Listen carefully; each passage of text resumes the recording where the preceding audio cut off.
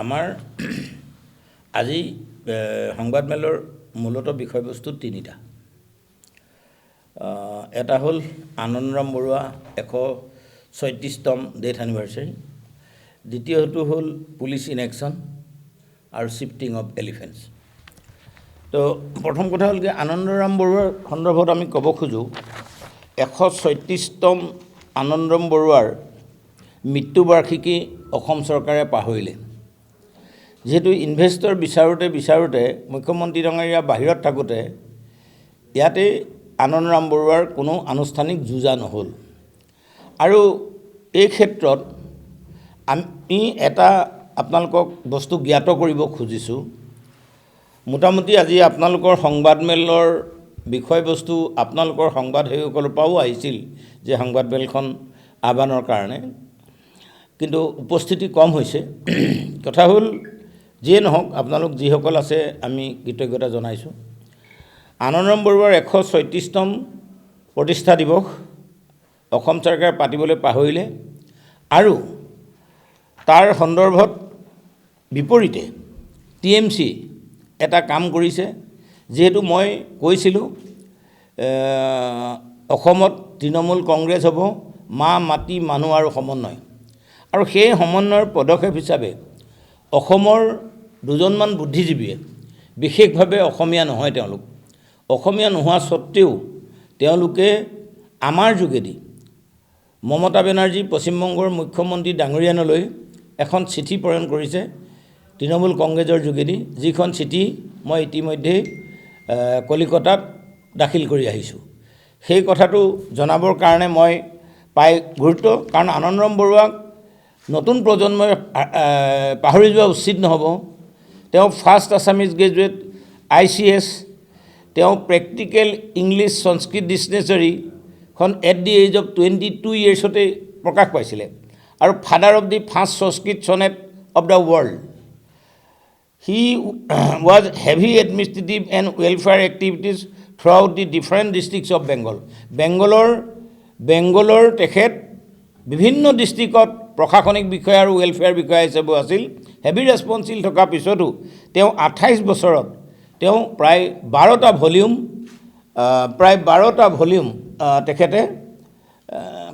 Complete কৰি উলিয়াইছিলে 28 বছৰ বয়সত, যিটো তেখেতে ষ্টাৰ্ট কৰিছিলে 22 বছৰত। আৰু ইয়াৰে মই চিঠিখন আপোনালোকক বিলাই দিম, যিখন চিঠি আমাৰ যোগেদি পশ্চিমবংগৰ মুখ্যমন্ত্ৰীলৈ গুৱাহাটীৰে জৱাহৰলাল নেহৰু নামৰ এজন এডুকেশ্যনিষ্টে এই চিঠিখন প্ৰেৰণ কৰিছে। আৰু যিজন ব্যক্তিক মই এতিয়ালৈকে চিনি নাপাওঁ, মই লগ নাই পোৱা, মোকো লগ নাই পোৱা, কিন্তু এই চিঠিখন তেওঁলোকে প্ৰেৰণ কৰিছে। ইয়াত আমি দাবী কৰিবলৈ বিচৰা কথাটো হ'ল যিটো মাটি মানুহ আৰু সমন্বয়ৰ ৰিফ্লেকশ্যন হৈছে যে অসমীয়া মানুহে বঙালী মানুহৰ কৰাতকৈ বঙালী মানুহে অসমীয়া মানুহৰ হৈ কাম কৰিবৰ কাৰণে বিচাৰিছে, আৰু যাৰ প্ৰতিমূৰ্তি কেলকাতা ইউনিভাৰ্চিটিত আৰু যি জেগাত তেখেত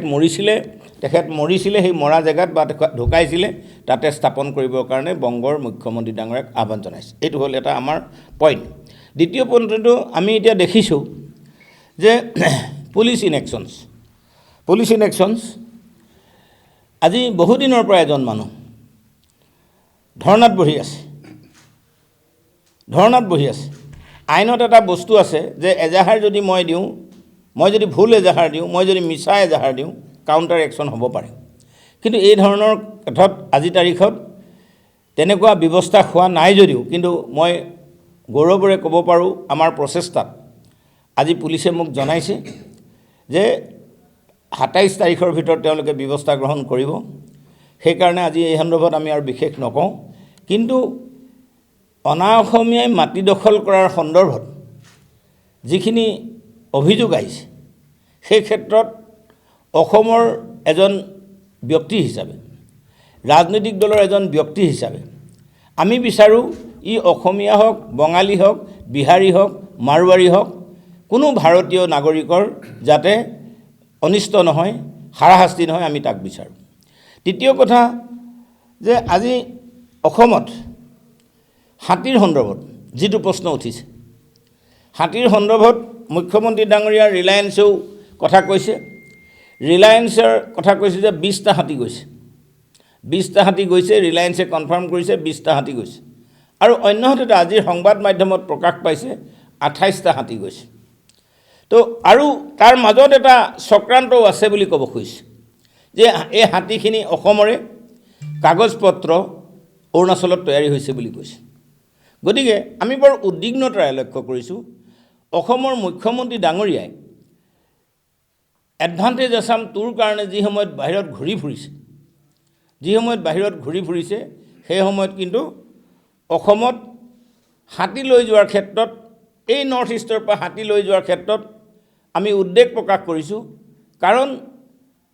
আজি হাতী অসমৰ হাতীৰ নাম আছে পৃথিৱীতে আজি সেই হাতী যদি নাইকিয়া হৈ যায় এডভান্টেজ অসমৰ কাৰণে ইণ্ডাষ্ট্ৰি পাতিবলৈ আহিব কিন্তু টুৰিজিম ইণ্ডাষ্ট্ৰিটো জানো ধ্বংস নহ'ব নিশ্চিতভাৱে টুৰিজিম ইণ্ডাষ্ট্ৰিটো ধ্বংস হ'ব tourism industry is a great revenues for the state and the country so' আমি এনেকুৱা ধৰণৰ কথা দাবী কৰিছোঁ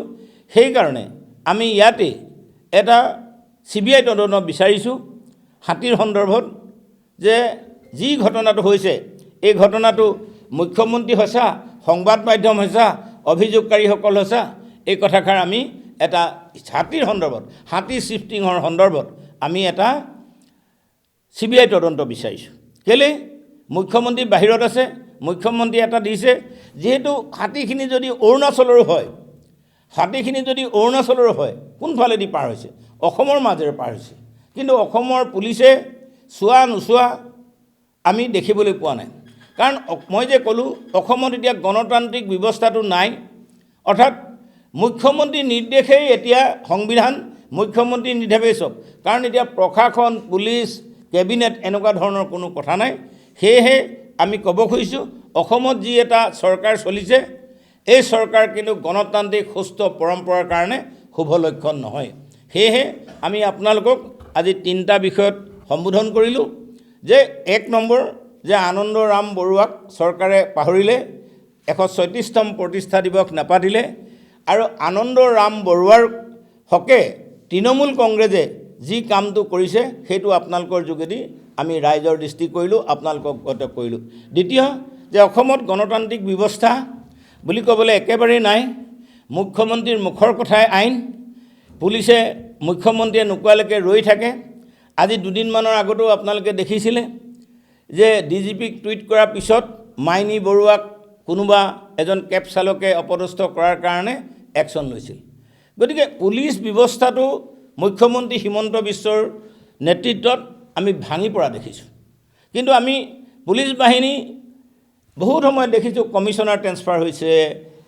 SI ট্ৰেন্সফাৰ হৈছে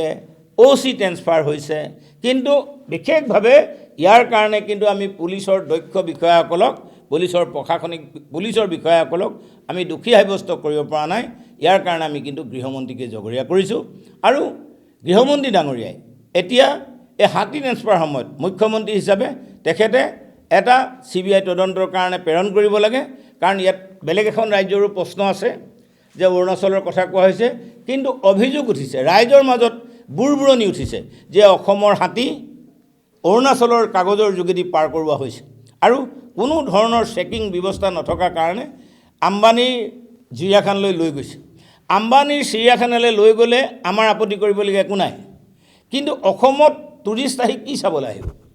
অসমৰ টুৰিজিমটো আমি গুজৰাটলৈ আম্বানীৰ চিৰিয়াখানালৈ ডাইভাৰ্ট কৰিম নেকি এইখিনি আমাৰ আজি তাৰিখৰ মূল বিষয় সংবাদমেল